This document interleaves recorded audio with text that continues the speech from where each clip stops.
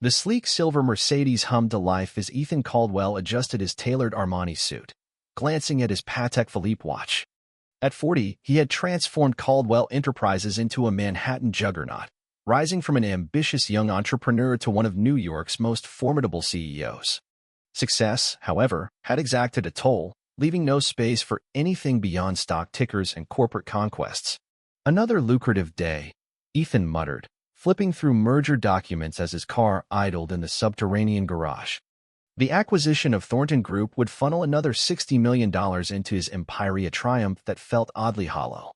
As he merged onto the bustling city street, a small figure caught his eye, crouched against a graffiti-scarred wall. A girl, barely 6, extended a trembling hand to passers-by. Her clothes were tattered, her dark hair matted, and her hazel eyes carried a weight far too heavy for her age. "Please," her faint voice barely cut through the urban din. "I'm so hungry." Ethan's instinct was to avert his gaze. New York's homeless were a problem for charities, not CEOs. He pressed the gas, determined to stick to his schedule, but something stopped him. Perhaps it was the way her tiny frame shivered in the autumn chill, or the polite "thank you" she offered to those who ignored her. Gripping the steering wheel, Ethan pulled over, watching her in the rearview mirror.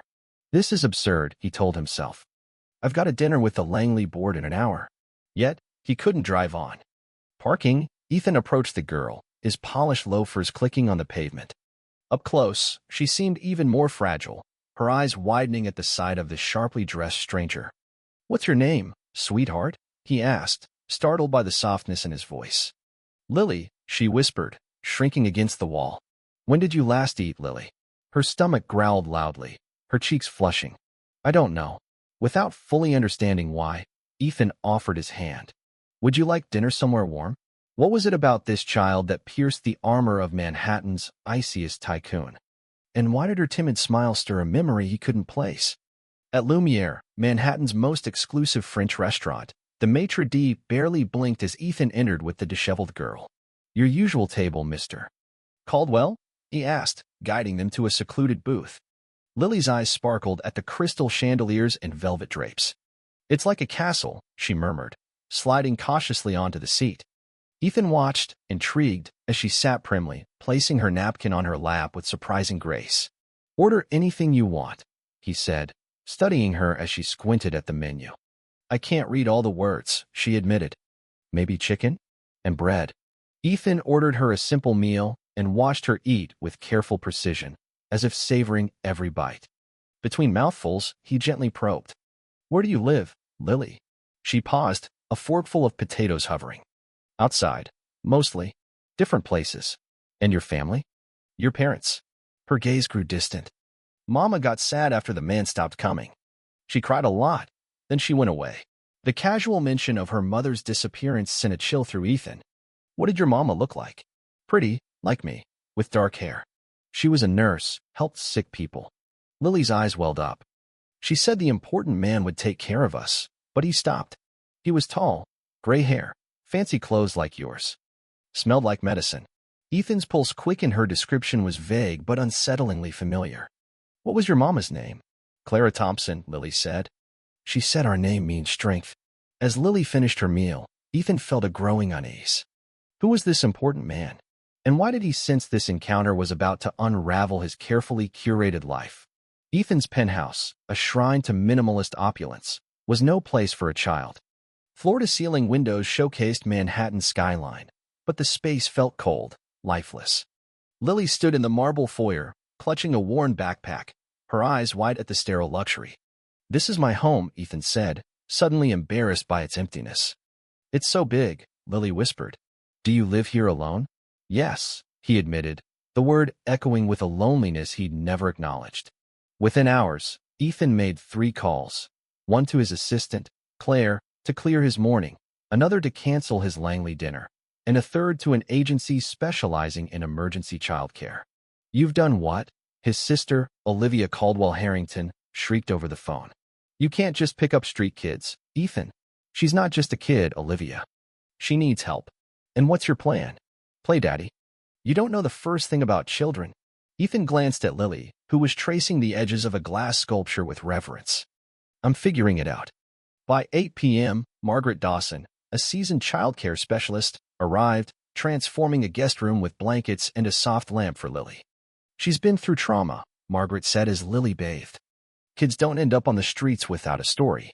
Ethan nodded, his jaw tight. I'm going to find out what that story is. Later, he called Daniel Pierce, Manhattan's top private investigator. Find everything on Clara Thompson, a nurse, likely at a hospital, with a 6-year-old daughter, Lily. She vanished 3 months ago. Just after midnight, Ethan woke to Lily's screams. Rushing to her room, he found her sobbing, trembling. Clara, come back, she cried. Ethan held her, whispering, You're safe now. I dreamed about Mama, she sobbed. She called for the important man, but he kept walking away. Ethan vowed silently to find Clara and ensure Lily never felt abandoned again, unaware that his quest would expose his family's darkest secrets. The Manhattan General Hospital Gala was Ethan's usual domain philanthropy masking power plays. Tonight, he entered with Lily, her simple green dress a stark contrast to his tuxedo. Photographers' flashes followed them, whispers rippling through the elite crowd. Ethan Caldwell with a kid? A publicity stunt. Olivia appeared, her smile sharp. You actually brought her. Before she could say more, a commanding voice interrupted. Ethan, there you are. William Caldwell, 70, Ethan's father, exuded authority, his silver hair gleaming. We need to discuss the Thornton merger. But Lily began to tremble, her face paling as she clung to Ethan. No, she whispered, staring at William. That's the voice from Mama's calls. The man who made her cry. William's composure cracked. What is she talking about? I've never seen this child. But Lily's voice grew stronger. You promised Mama you'd take care of us. You said you loved her, but you left us. The ballroom fell silent, every eye on the unfolding drama. You lied, Lily said, her words cutting. Mama cried every night. Ethan's arm tightened around her. Father, we need to talk. The realization hit. His act of kindness had led him to a family secret that would shatter everything. Ethan canceled his week to focus on Lily, shaken by her confrontation with William. I don't want to go outside, she whispered, still in pajamas at noon. What if the mean man finds me? Ethan called Claire. Cancel everything. Tell Father family comes first. The word family felt right. In Central Park, Lily laughed at the carousel, her fears easing. At a bookstore, she ran her fingers over picture books, saying, Mama read to me with funny voices. Ethan bought a stack, reading The Velveteen Rabbit that night, mimicking characters to her delight. You're good at voices, Ethan Papa, she said sleepily. The nickname hit him like a thunderbolt. What did you call me? Ethan Papa, she said. Is that okay? You take care of me like a papa. His throat tightened. More than okay, sweetheart. On Friday, Lily wandered into Ethan's office, spotting a photo of him and William at a Caldwell Enterprises groundbreaking. Oh no, she gasped, trembling. That's him. The man who made Mama cry. The truth crystallized. William, his own father, was the important man. Ethan held Lily as she sobbed, vowing to uncover the full betrayal. Pierce arrived Monday with a folder. Clara Thompson, 28, nurse at Manhattan General's VIP wing, where your father got heart treatments. She lived in Queens, rent paid by an offshore account linked to Caldwell Enterprises until it stopped 3 months ago. A photo showed Clara, young and kind-eyed, in scrubs. Letters hidden in her apartment revealed her desperation. My dearest W, one began, Lily took her first steps today. You promised we'd be a family. What do I tell her when she asks for her papa? The final letter, dated 6 months ago, read, William, I know you'll never choose us. Lily deserves better. Your son Ethan seems like a good man. Maybe he'll be better than you. Ethan's hands shook. Clara had known she was in danger. Pierce revealed more. Clara died 3 months ago from an overdose of unprescribed medication from Manhattan General, where William was a major donor. Her final text to a number tied to Caldwell Enterprises' legal team read, I'll tell Ethan everything. Lily won't grow up thinking her father didn't want her. 3 days later, she was dead, ruled a suicide despite no mental health history. Ethan's suspicions darkened. Had William orchestrated her death? That night, he told Lily, Sweetheart, Mama went to heaven 3 months ago. Lily whispered, I knew. She was so sad. She confirmed William visited, yelling at Clara to be smart about Lily's future. Ethan called Pierce. Investigate Clara's death and father's actions. If he's responsible, he'll pay. Lily's fever spiked days later, landing her in Manhattan General's pediatric ICU with pneumonia. Ethan stayed by her side, recording her delirious words. "Mama," he said, "we were a mistake. Why doesn't he want to be my daddy?" Dr.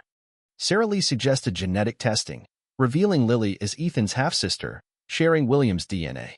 The results were court-admissible, arming Ethan for battle. "You stayed, Ethan Papa," Lily said as her fever broke. The important man said sick kids were too much trouble. Ethan vowed, "You're never trouble. You're the best thing in my life." At the Caldwell family's Sunday dinner, Ethan arrived with Lily and the DNA results. "Lily isn't my ward," he announced. "She's my sister, father's daughter." William's face drained as Ethan played Clara's recorded call. "Lily's a complication I didn't plan for," William's voice said coldly. His mother, Eleanor, gasped, and Olivia's fork clattered. Lily spoke. "You said you loved me, but you stopped coming." William roared, "Enough," but his admission followed. "I never meant for anyone to get hurt." Ethan presented Clara's autopsy, noting the suspicious medication. "She threatened to expose you, and 3 days later, she was dead." The family shattered. Eleanor filed for separation, and the FBI opened an investigation. Ethan resigned as CEO, prioritizing Lily. He enrolled her in therapy and began adoption proceedings. The Clara Thompson Foundation, supporting abandoned families, grew rapidly. At Clara's grave, Lily whispered, "Mama, Ethan Papa takes care of me like you said."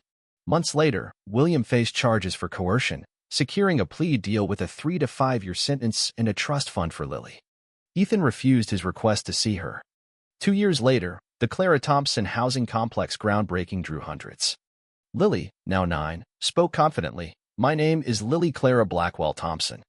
My mama went to heaven, but Ethan Papa chose me. This place will help kids like me know they're worth loving." The crowd cheered as they cut the ribbon. That night, Ethan read their story to Lily, realizing Clara had given him purpose. Their journey, born from betrayal, built a legacy of love, proving chosen families could heal the deepest wounds.